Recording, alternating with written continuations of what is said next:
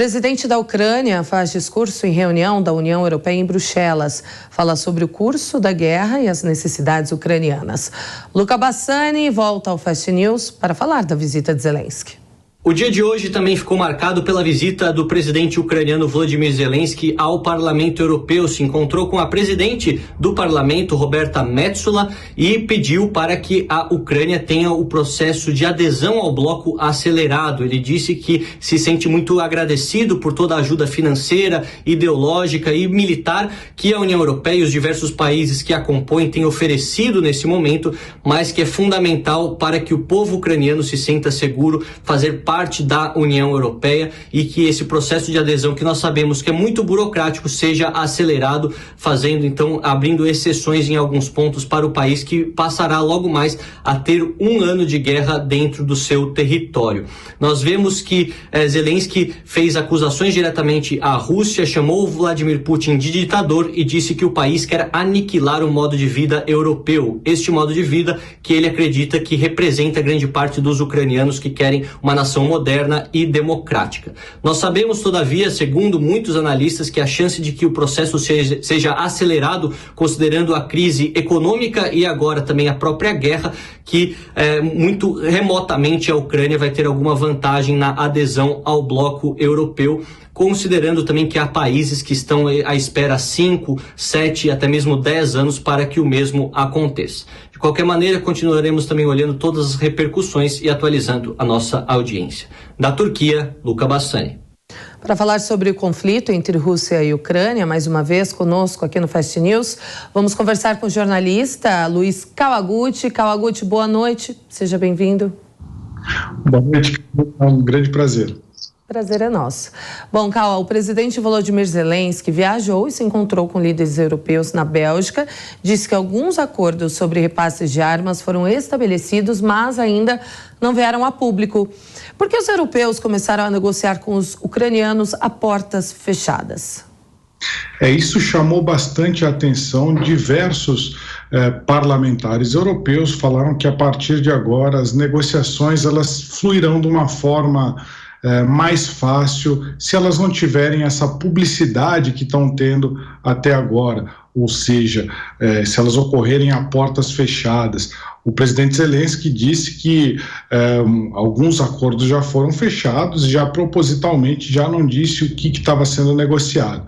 O que a gente sabe é que até agora ele está pedindo o envio de caças, ou seja, de aviões de caças, que isso pode mudar o equilíbrio da guerra. Mas a gente sabe também que isso também pode deflagrar uma reação muito mais enérgica da Rússia.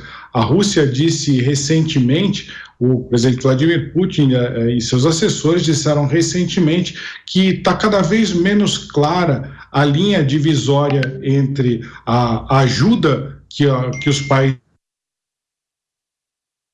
da Ucrânia e e o envolvimento direto desses países no conflito. Então, é uma ameaça velada, ou seja, a Rússia não é a primeira vez que a Rússia fala que a OTAN está cada vez mais próxima de se envolver diretamente nesse conflito. Então, talvez os próximos acordos de armas, eles sejam mais surpresas, eles pode até ser que tenham armas que sejam enviadas para o campo de batalha e nem venham a público.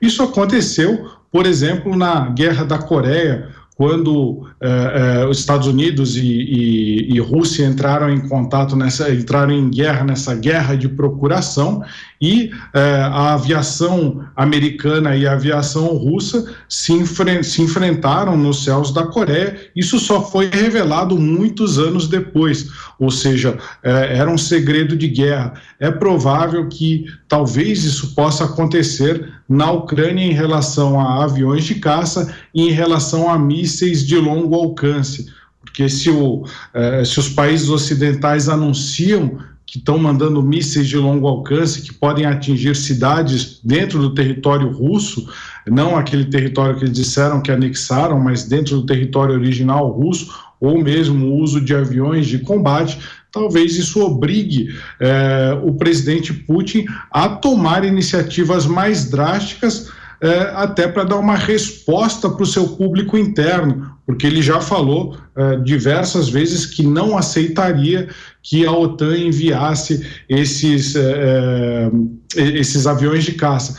Então, a partir do momento que se tornar público que os aviões de caça estão sendo enviados, para não ficar mal com o seu público interno, para não cair em contradição, aí Putin teria que ser obrigado a escalar a guerra, eventualmente até usando um artefato nuclear de pequena proporção, um artefato nuclear, uma bomba nuclear tática. Por isso que talvez agora muitas dessas negociações aconteçam sem a gente saber. Muitas armas cheguem ao território ucraniano sem o grande público ter notícia. Bom, quem estiver agora entrando aqui no Fast News, estamos conversando sobre a guerra na Ucrânia com o jornalista da Gazeta do Povo, Luiz Kawaguchi. Kawaguchi, um ataque do exército russo sobre as cidades de, me corrija se eu estiver errada, por favor, Kremina e Statov, na província de Luhansk, chamou a atenção de analistas militares porque a nova ofensiva russa pode estar recomeçando. O que está acontecendo naquela região?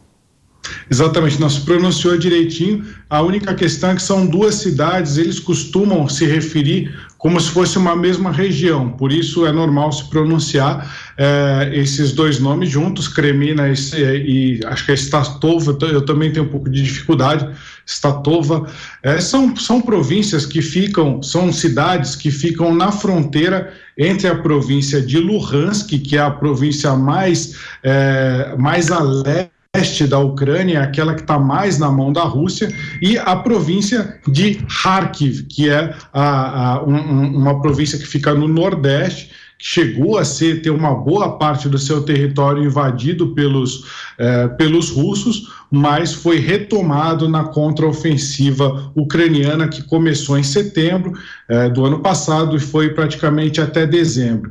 Então, o que os analistas militares estão falando? Esses ataques ali na região de Kremina, eles estão sendo muito intensos, mais intensos do que estava acontecendo antes. Então tem 3 divisões muito importantes da Rússia que estão sendo usadas lá. Entre elas, a 90ª Divisão de Tanques, que é uma das principais divisões de blindados da Rússia. Então, essas 3 divisões, elas estão atacando ao mesmo tempo e estão atacando numa intensidade que os analistas militares do Ocidente, não são os russos que estão falando, são os do Ocidente, estão admitindo que essa ofensiva russa, que primeiro falaram que ia acontecer em dezembro, agora falaram que ia acontecer no final de fevereiro, eles acham que esses são os primeiros passos dessa grande ofensiva russa. A gente lembra que a Rússia está juntando novas tropas desde setembro também. Eles fizeram a mobilização de cerca de 300 mil combatentes, mas os ucranianos acham que esse número pode ser muito maior, pode ter mais de 500 mil combatentes prontos para lançar uma grande ofensiva. E o que os analistas ocidentais estão falando agora é que talvez essa ofensiva tenha começado, mas não daquela forma que começou a invasão da Ucrânia em 24 de fevereiro do ano passado. Talvez ela comece a ganhar força, não seja uma coisa que a Rússia queira resolver aí em poucos dias, mas ela vai começar devagar e vai se intensificando. É isso que os analistas estão falando. Então, diferente, quando a gente fala dessa área militar, a gente sempre fala, é como se fosse num jogo de futebol. É ruim essa comparação porque dá a entender que a gente tem que torcer para alguns lados, não é, de algum dos lados, mas não é isso que eu estou falando. Mas sempre um lado vai ter a iniciativa, um lado vai estar no ataque e o outro lado vai estar na defensiva. A gente viu a Ucrânia no ataque entre setembro e dezembro. Depois chegou o inverno, as operações começaram a ficar mais devagares e agora a gente vê que quem está no ataque, quem está com a iniciativa da guerra é a Rússia. A gente viu com esses ataques a Kremina e Svatova deixaram muito claro quem está com a iniciativa agora é a Rússia. Mas parece que o presidente Putin aprendeu e tomou consciência que não dá para tomar a Ucrânia em poucos dias, que nem ele quis fazer em fevereiro do ano passado. Então, em paralelo a estar acontecendo essa ofensiva, você tem um presidente Putin que está preparando toda a Rússia, toda a economia da Rússia para uma guerra prolongada, ou seja, a economia de guerra. Ele está convertendo o parque industrial da Rússia, em vez de fazer produtos civis, fazer armas, fazer produtos militares. Já se sabe que eles estão preparando para construir mais de 6 mil drones dentro da Rússia nos próximos anos. Então, não deve ser uma ofensiva que nem a gente viu no ano passado, até atabalhoada, que queria resolver todo o assunto em poucos dias. Putin está se preparando para uma guerra prolongada. Essa ofensiva deve começar devagar e ir se intensificando cada vez mais ao longo do tempo. Elaine, sua pergunta. Tudo bem, Kawa? Queria falar um pouquinho sobre a reunião aí de Biden e Lula e sobre a guerra da Ucrânia com a Rússia. Você acha que será tema da reunião? Porque o Brasil, assim como outros países, não está ajudando na questão do armamento, né, de ceder ali munição para a Ucrânia. E a gente sabe que a Ucrânia, inclusive já falamos bastante disso aqui no Fest, Zelensky tem aí não tem uma boa relação com Lula, assim como não tinha com Bolsonaro, porque Lula disse que ele é tão responsável pela guerra contra Putin, e com relação a Bolsonaro, a gente sabe que Zelensky achava que ele apoiava ali a Rússia. Então, os dois presidentes brasileiros, enfim, resumindo, não tiveram uma boa relação ali com Zelensky, não tem uma boa relação com Zelensky. E Lula, para além de tudo, não concedeu aí apoio com armamento, com suporte que foi pedido ali principalmente pela Alemanha. Porém, a gente sabe que os Estados Unidos é ali a grande liderança da OTAN, né? A OTAN sobrevive e é forte graças também ao poderio militar dos Estados Unidos. Você acha que, dito isso, o Biden pode se envolver nessa questão e pode cobrar de Lula aí esse apoio à Ucrânia? Eu acho que o Lula vai tentar negociar com o Biden, envolver o Biden no que ele chama de Clube da Paz, que seria um organismo multinacional, possivelmente fora da estrutura da ONU, porque a gente sabe, a gente já discutiu aqui antes, né?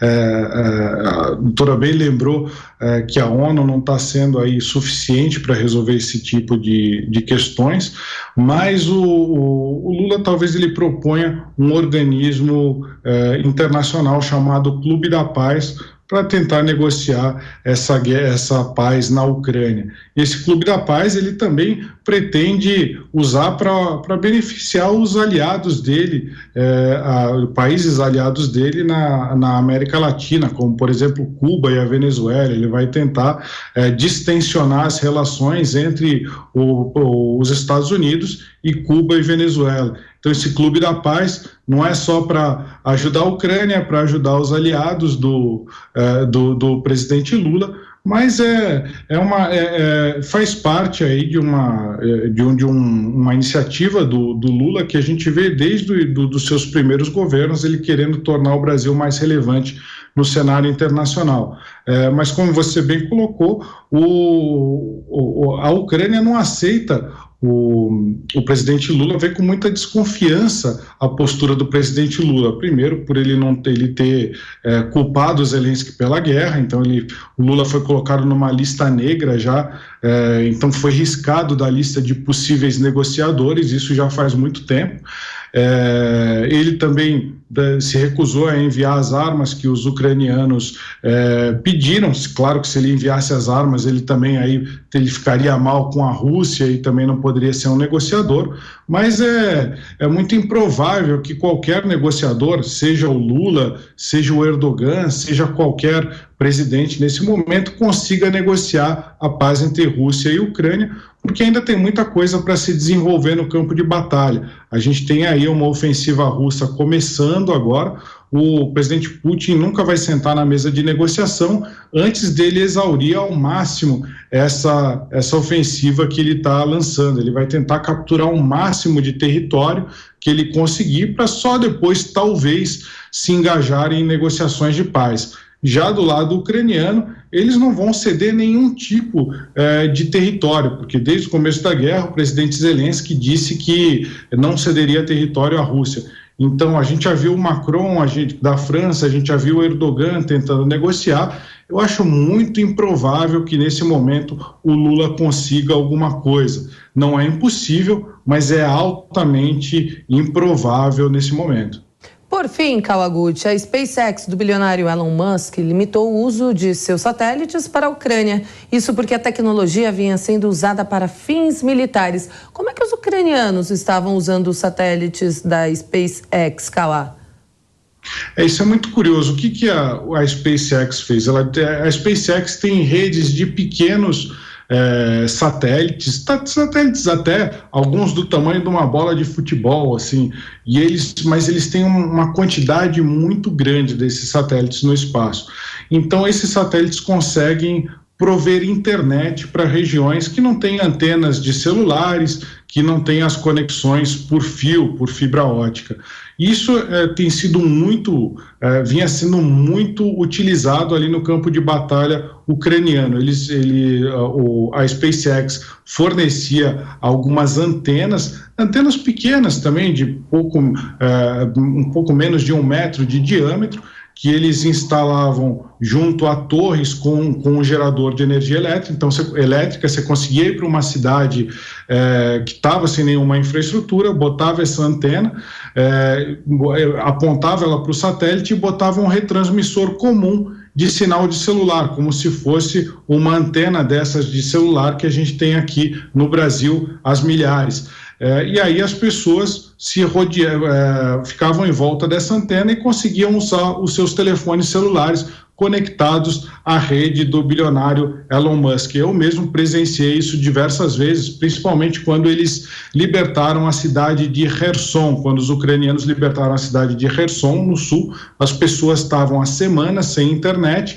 Então, quando montaram ali a anteninha do Elon Musk, centenas de pessoas foram lá e se conectaram. Só que agora o que os ucranianos estavam fazendo? Eles estavam pegando drones comerciais, esses mesmos que a gente consegue comprar pela internet, drones de pequeno porte, para se localizar, para navegar. Esses drones necessariamente eles têm que estar conectados à internet. Só que no campo de batalha não tem internet. Então o que os soldados ucranianos faziam? Eles pegavam as anteninhas do Elon Musk, geravam internet ali, conectavam os seus drones, colocavam bombas dentro desses drones comerciais e faziam eles atirarem as bombas dentro das trincheiras dos russos. Aí o Elon Musk falou: olha, eu estou dando internet para a Ucrânia, mas não é para vocês usarem para atacar os russos, é para vocês beneficiarem a população. E aí ele cortou a gente não sabe exatamente qual foi o instrumento tecnológico que ele fez para cortar, mas já não dá para os soldados ucranianos usarem os seus drones conectados à rede do Elon Musk. E aí acabou com uma vantagem estratégica que eles acabaram pegando sem pedir permissão do Elon Musk. Aproveito para convidar os telespectadores para visitarem lá, verem mais imagens da guerra no meu perfil do Instagram, que é Kawa Repórter, K-A-W-A Repórter, tudo junto.